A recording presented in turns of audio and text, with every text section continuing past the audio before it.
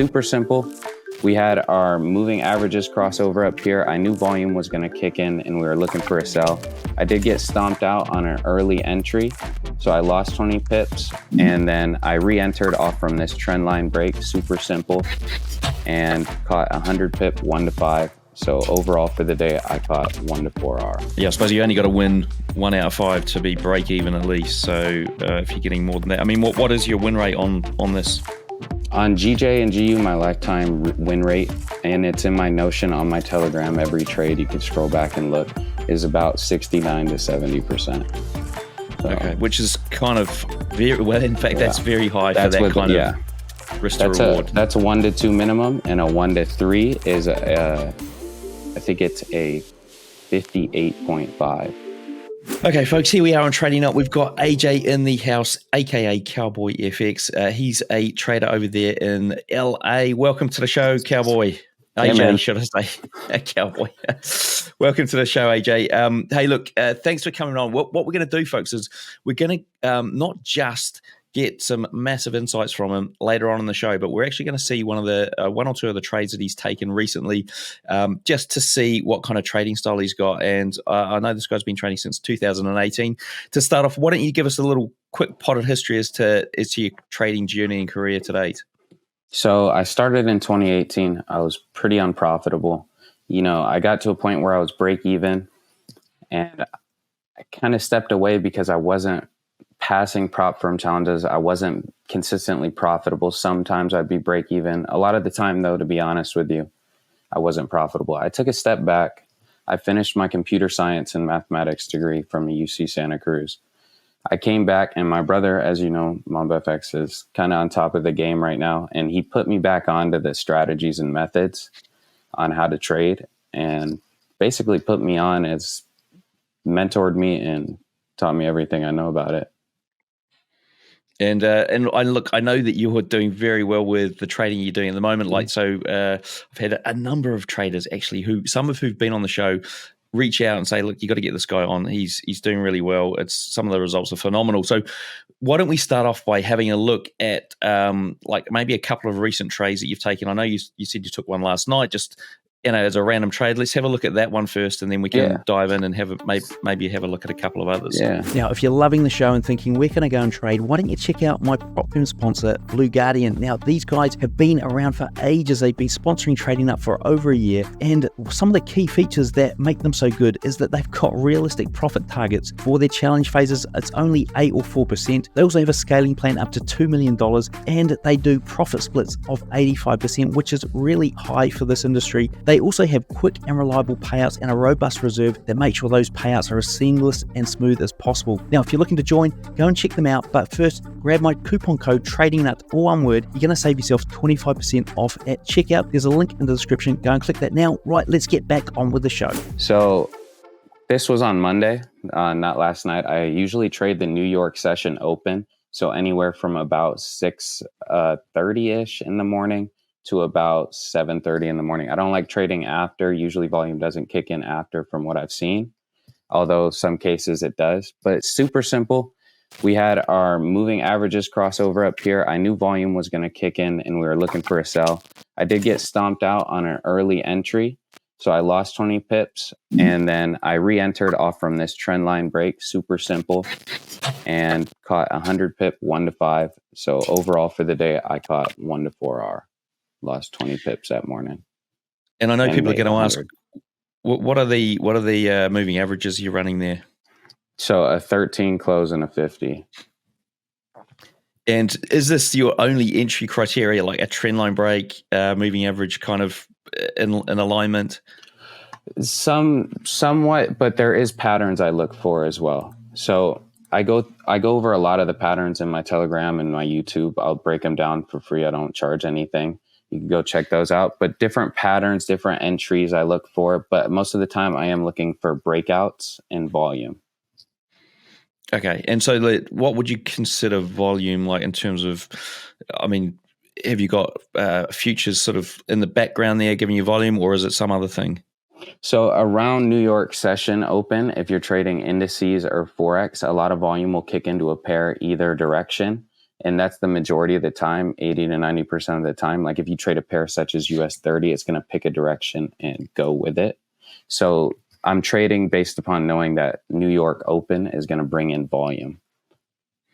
Right. Okay. And so the volume is essentially the time of day, and perhaps like you're going to see a bigger candle as part of the breakout. Is that another thing that might help so you get candle into a trade? closures as well. So for this trade right here, if we can zoom in, maybe we can edit me zooming in just to get a cut.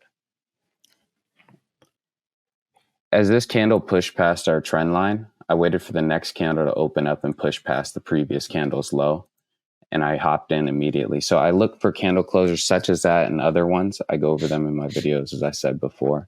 But overall, things like that, it's a pretty simple strategy.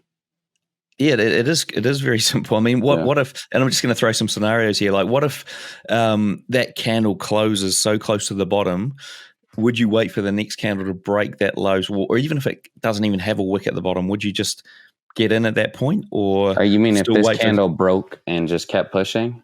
Yeah, basically. If it broke the trend line and kept pushing past, say, this level right here, or a support level that I identified as a key level, then I'm going to hop in, because I know either something is affecting the market to bring in more volume, and it's going to create a shift in the market, and it's going to jump levels. And in terms of getting out of that trade, I mean, and placing your stop loss, what was your thought pattern there? So with gold, and I also trade GJ and GU, I have constant stop losses. I set the GJ and GU at 10 pips, and I'll always trade gold with a 20 pip stop loss. And I usually target anything above a 1 to 3 with gold. So today I targeted a 1 to 5, or not today, sorry. Monday morning, I targeted a 1 to 5. And so how do you, so with this like 1 to 5 target, I mean, are you looking at a specific level, or are you just going, damn, I'm just going to take 1 to 5 regardless? So I noticed with gold specifically, and we can go over GJ and GU in a second, but I noticed that it's going to move in the New York session anywhere from 100 to about 250 pips on average, and more so in the middle of that range. So my targets are based upon knowing that range from previous back testing and understanding how much it might move within this session. What about like GU? Have you got any trades to show us on GU, for example? Yeah, I can show you a loss that I took. I took a loss this morning on GU. Sometimes the strategy doesn't work. I do have a very high win rate, but sometimes it doesn't work. And I'm going to show you why this trade messed up. So I went for an early entry. I seen price paused here for a second, created a level of interest for me. So as soon as price rebounded back up, I thought we would eventually recatch these highs. So I was looking for the early entry off from a break here. The candle broke past, a new candle opened and pushed past the previous candle's high, which I like, but it didn't work out. I didn't wait for the moving averages to cross over. They didn't end up crossing over. Something happened and the market dropped. Sometimes a strategy loses. Every strategy is going to lose. Sometimes you'll take losses, but that's why I care about my risk to reward, and I aim so high for my risk to reward so I can end up coming out profitable. Yeah, I suppose you only got to win 1 out of 5 to be break even at least. So if you're getting more than that, I mean, what is your win rate on this? On GJ and GU, my lifetime win rate, and it's in my Notion on my Telegram, every trade, you could scroll back and look, is about 69 to 70%. So, okay, which is kind of very well. In fact, that's very high for that kind of risk to reward. That's 1 to 2 minimum, and a 1 to 3 is I think it's a 58.5. Right. So that's pretty high for 1 to 3 still. And what's the challenge with trading the strategy? If somebody was like going to come in and try and do it themselves, holding for these big wins and stuff. I mean, what would be like one thing that somebody's going to find most difficult to start off with? I would say the hardest thing that I found to start off with was finding my proper resistance and support levels for my breakout. And not only that, but holding my trades out, because holding them out is extremely hard. If you're looking and you're sitting there watching the chart and you see the numbers going up and you see that candle come back down and you start stressing and you just started trading, you're going to want to close that. So that's a huge issue that comes along with it that I see. And I think that just taking your mind away from the attachment of the money that you need is going to help you trade better. So detaching yourself I would say by removing the need for the money, like in psychologically, and treating it as a game is going to help you progress faster. Yeah, I suppose it's one of those things that's very hard to do, especially if you're at a 1 to 3, for example, or even a 1 to 2, and you're going, well, I've made double what my risk is. Watching it come all the way back to potentially even stop you out. I mean, from an emotional point of view, I mean, were there any times you were just like, slamming your head on the desk or sort of finding that really stressful?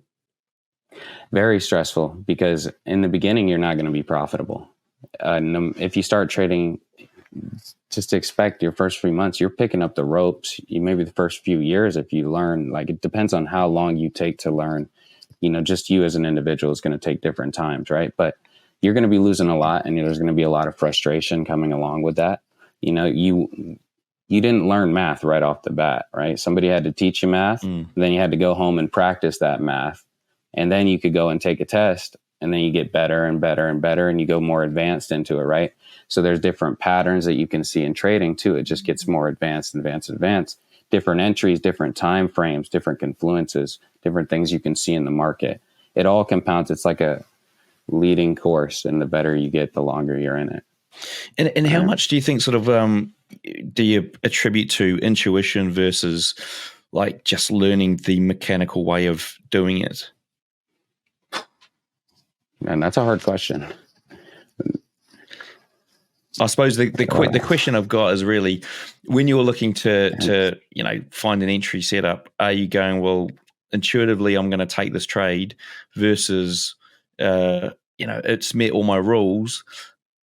Well, I suppose an intuitive trade would be, it's met all my rules, but I'm not going to take it because I don't think this one's going to work out, because my just intuition tells me that I've seen this plenty of times before. There's something not quite right about it. I'm going to avoid that one, but I'm going to take this one because I feel that there's a higher probability with this one because things just look a bit better. I'm not too sure. I can't explain why. Do you have is that part of your trading at all? So on the converse of what you were saying in the beginning, as the other example, such as like, I'm going to take this trade, it doesn't meet all my criteria, but I have an intuition that it's going to go. You see that I thought the moving averages were going to cross over. I didn't wait for them to cross over when I took that GU trade. I didn't know for certain that volume was going to kick in, and it didn't. So I trusted my intuition, and it didn't work out. So sometimes that happens. You got to stick to your rules. And as for the other side of the story, when I stick to my rules, I win a high percentage of the time, and I'm happy with that. So, you know what I mean? With this kind of trading, I'd rather not as get well, the intuition into that. If I have all my rules, I'm going to stick to them. Yeah, and I suppose like with regard to like higher risk to reward and sticking to a 5 to 1 or a 4 to 1 reward before taking a profit, if you start bringing intuition in.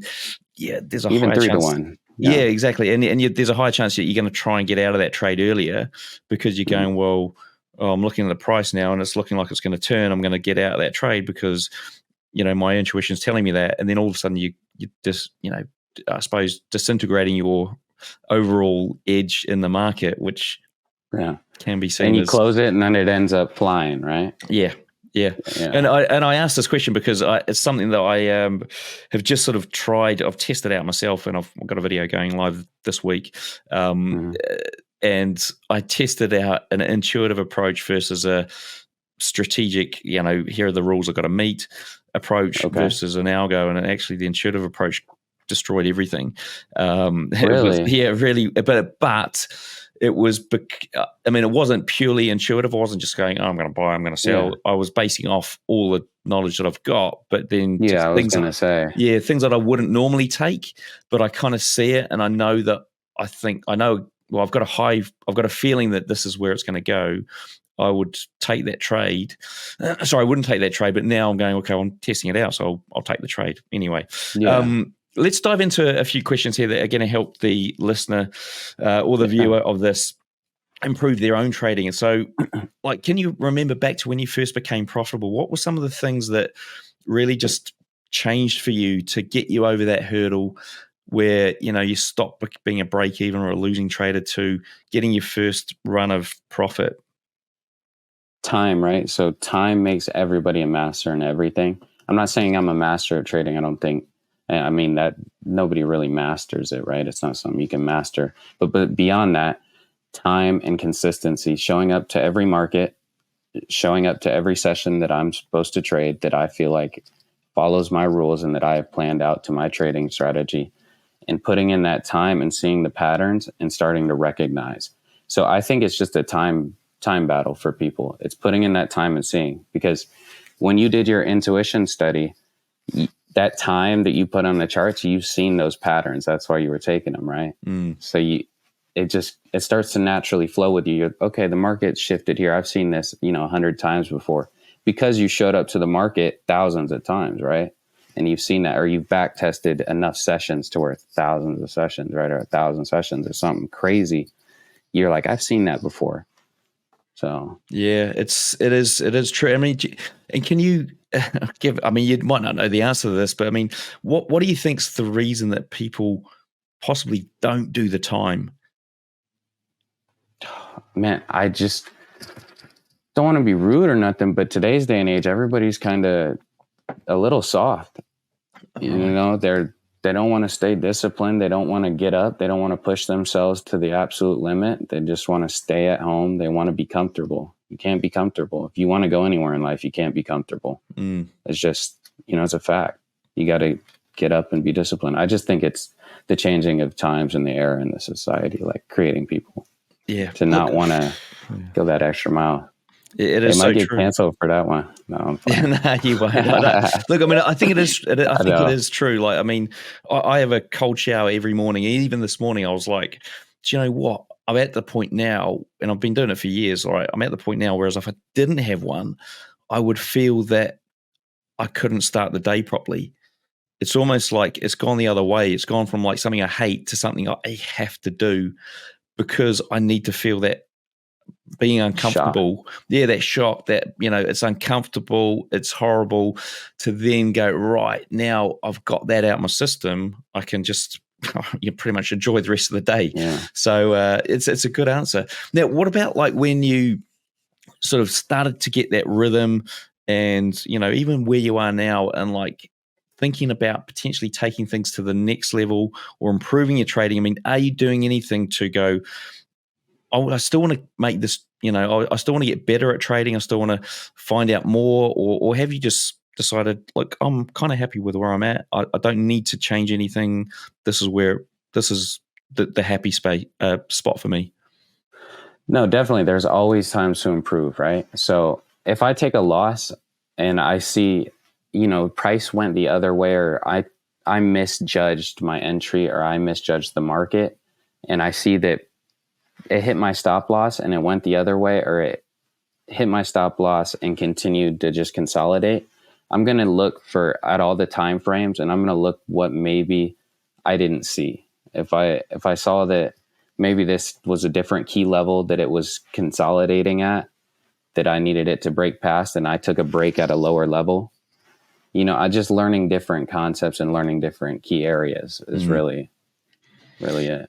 And it's interesting you say that, because I think there is an element there where, I mean, I know back in the day I would take a trade and then, I'd lose that trade, and then I'd be like, in hindsight, going, oh, I missed that level, or I missed that thing that I should have been aware of that, and it screwed me over.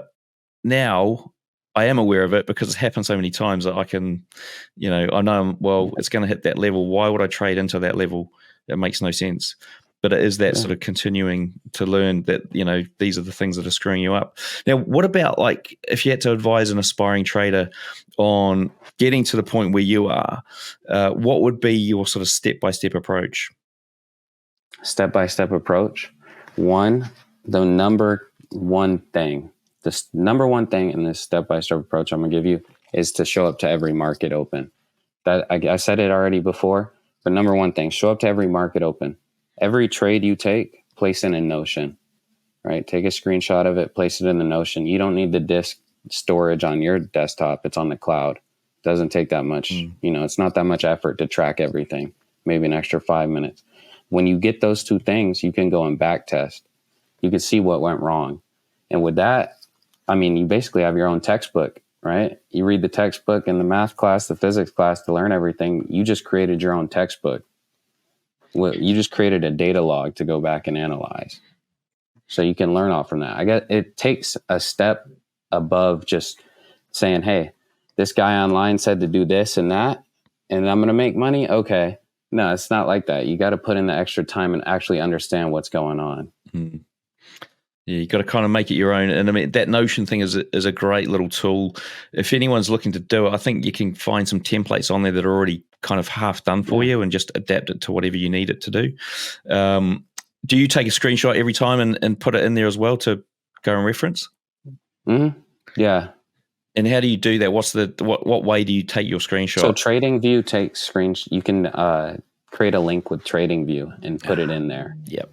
So you don't need to like just screenshot on your computer and then drag and drop it. You can take a screenshot with TradingView and include the link. Brilliant. Right. Okay. What about something people should avoid in this trading space, the trading game? What are things that you would sort of say, like, if you're going to avoid something, just avoid doing this?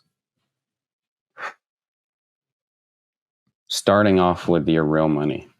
Start off with a demo account for a month or 2, 3, 4, 5, 6 months, however long you need to start showing up to every market open and being disciplined. And then when you're ready to when you've made that switch and you're taking it serious, then you can start to put your money in, because then you're actually going to care about what you're doing. You're going to show up, you're going to put in your effort, and you're not just going to lollygag around. So. And can you talk to us a little bit about your trading performance / track record over the past year or two? I mean, what does it look like? So all my trading performance and all my records are going to be in my Telegram. I'm going to give the link to you, and I'm sure you'll link it. Or if you don't, you can find it at my Instagram or my YouTube. And yeah, it's been pretty solid, to be honest with you. Or at least I hope some of you guys think so. Judge it for yourselves, I guess. And if you're sort of looking on a monthly basis, I mean, what's the average return or that kind of thing?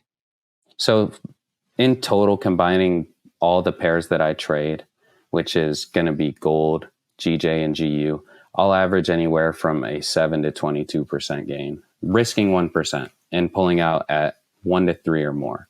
So if I pull out at 1 to 3, I set that for the whole month. Everything else that doesn't hit 1 to 3 is a loss. Anything that hits above is counted to 1 to 3, nothing more. And how many trades a week would you take? Anywhere from, this is going to sound like a lot because I'm trading so many pairs, right? So I would say anywhere from 8 or 7 all the way to 13. Wow. Okay. So you're kind of looking at maybe multiple. I'll take up to 2 to 3 trades a day across all the pairs. Okay, cool. It's a solid, like, I mean, I think this is what a lot of people want to get to, is that, 2 to 3 trades a day, returning 7 to 22% a month. I mean, listen, if I win on the first trade, I'm not going to go and trade again. Even if I see a good setup, I'm going to be content and I'm going to hold out because I already just cleared. Yeah. And would you like, this is a scenario that I've always sort of had a conundrum over.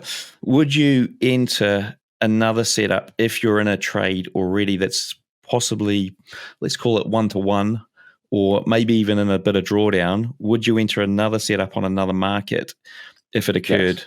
You would. Okay. Yeah, I do that every morning. Okay. If I'll enter, almost every morning. That's why I said anywhere from 7 to 13, at least 2 pairs a morning. Okay. So, and what about so GJ and GU are kind of, they both got GBP in it.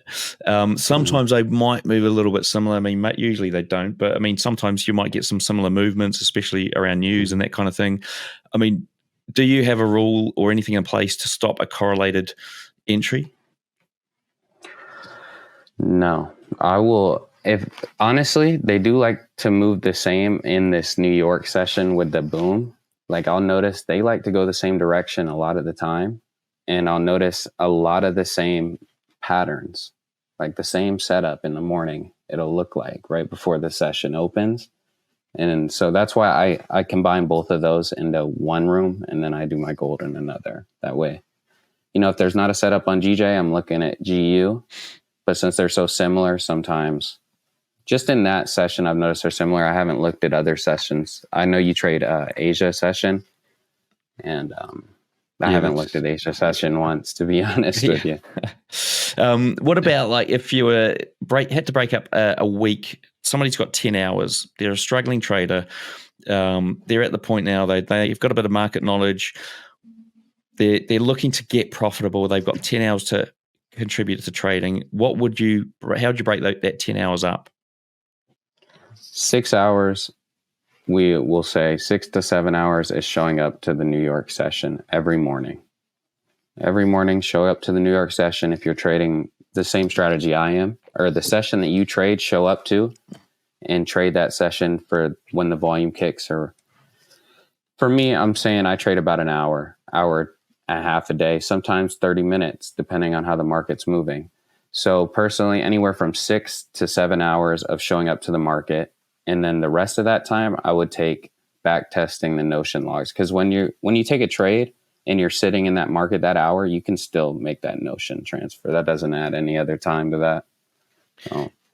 And so like just to, I'm going to ask you another question here. So the once you place that trade, so 30 minutes, right? Obviously, most trades aren't going to hit the 5 hour in 30 minutes. Are you just like, all I need to do is get in, set the stop, set the take profit, and I'm done, and I walk away? So for GJ and GU, I will end up doing that. Sometimes the trades will take up to 2 hours, 2 to 3 hours. But with gold, that's why I like to say sometimes I can be in and out in 30 minutes because I'll take that GJ or GU trade. I'll set my stop, my take profit, and that gold trade will already be done by the time the market, basically I'm done trading in the market, which is going to be around 7 to 7:30 to 8. Even sometimes up to 8, Yeah. Now, what about if somebody had to or was looking to find a strong edge of their own? What areas would you recommend they study to try and find that edge? Strong edge of their own. Things like trends, ranges, trend lines, support and resistance, key levels, supply and demand zones, that kind of thing. Okay, so when you get back on the chart, a lot of the time I like to start on the 5 minute. You'll see there's different ranges in different areas where price will consolidate or it'll reject. And understanding what you see created that and identified that little level, such as these double tops like this, and other types of consolidation ranges and things to identify. I go over a lot of them in my YouTube and my Telegram. But identifying those and going back is going to get you an edge because that's going to figure out, hey, this trend line goes from, say, this peak to this peak. And if it breaks past, I'm not saying that's a valid setup, but as an example, right? Just like a hypothetical. But I do believe identifying those ranges and going back is going to give you the edge because then you'll know your proper breakout levels. Now, one question I got, which I actually haven't asked to anyone, and I think you might be the person to answer it. So I see that your chart sort of zoomed in there to a certain like zoom level, right? And it's quite, the candles are quite narrow. It's you get to see the definite movements of the market there like a heartbeat. What is this your sort of like bog standard, I'm always going to have this zoom setting on the chart, or are you happy to sort of zoom in and out and it doesn't really matter? It's more, you can get a feel for what's going on at any zoomed level. No, I definitely think you need to change your view to get an overall idea of how the market's moving. So personally, I change the chart up a lot. I'll go anywhere from the 1 minute and zoom in, look for my entry, or I'll go back even to the 5 minute, zoom out, look for a trend, or I'll go to the 4 hour, zoom out, look for a trend, or I'll even zoom in on the 5 minute and look for an entry. it really depends. I like to change it up, but you got to move it around to be able to see how the market's moving and get an idea of what's going around. Okay, so you're quite flexible. I mean, I know I've recently heard of a trader who has to have it at a certain fixed like zoom level, or